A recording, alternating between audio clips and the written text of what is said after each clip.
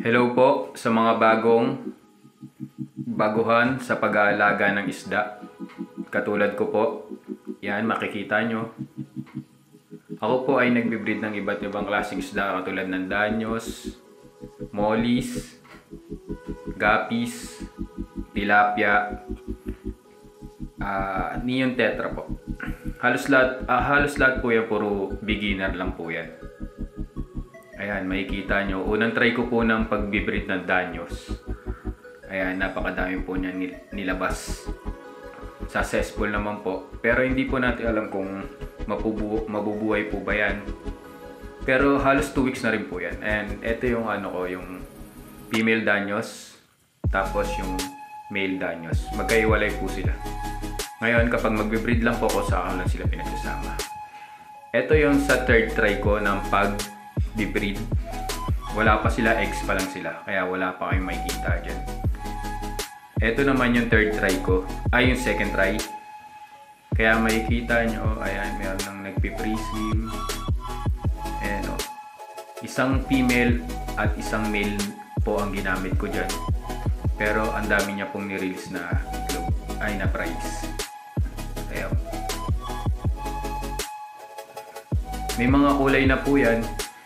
Kung halimbawa, green yung female nyo o male, tapos orange yung yung female or male.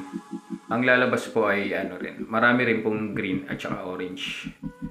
Kaya mas maganda kung labo-labo yung halo-halong kulay. Pag sama-sama sila, i-breed nyo sila. Tapos dito, mga eggs pa lang yan. Meron nang lumabas dyan kaso mga nakakapit pala sila sa tub. Hindi pa sila lumalangoy. Tapos dito makikita nyo po dito yung yung balloon molly. 2 weeks na po yung mga yan. Halos sabay po yan nung danyos, yung nauna kong danyos, sabay sila. Pero po, mas malaki po yung mga mollies kasi talagang mas malalaki ang live bearer po sila. Hindi sila eggs. Kusa sila naglalabas ng mga fry. Kaya medyo malalaki na po yan. Tapos dito makikita nyo po yung aking mga guppies. Nagbe-breed din po ako ng mga guppies. First try din po. Beginner nga po. Try lang.